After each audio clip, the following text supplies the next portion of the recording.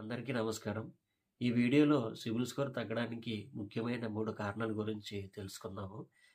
వీడియోలోకి వెళ్ళే ముందు ఈ వీడియోని లైక్ చేసి మన ఛానల్‌ని సబ్స్క్రైబ్ చేసుకోవడం మర్చిపోవద్దు. ముందుగా సిబిల్ స్కోర్ తగ్గడానికి 3 ముఖ్యమైన కారణాలు ఏమిటి అంటే ఫస్ట్‌ది ప్రీవియస్‌గా ఉన్న క్రెడిట్ కార్డ్ బిల్ పేమెంట్.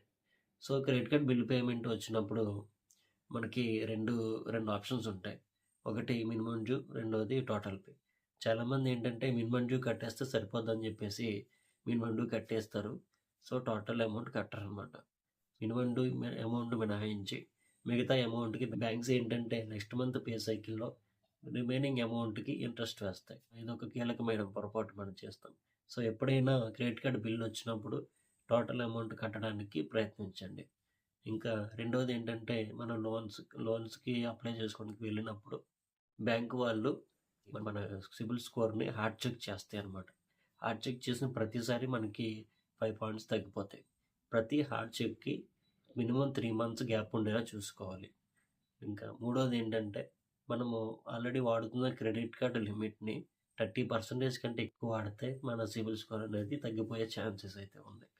అంటే 30% అంటే మనకి ప్రస్తుతం ఒక 1,00,000 లిమిట్ ఉందనుకోండి. దాంట్లో మనం 30% మాత్రమే వాడాలి.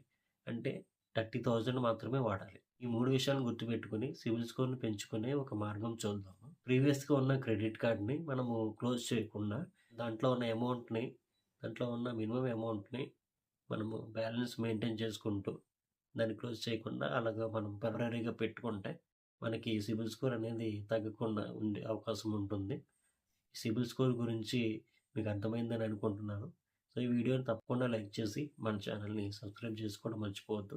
మీ ఫ్రెండ్స్ అండ్ ఫ్యామిలీ మెంబర్స్‌కి షేర్ చేయండి. మరొక ఇంట్రెస్టింగ్ టాపిక్‌తో మళ్ళీ కలుద్దాం.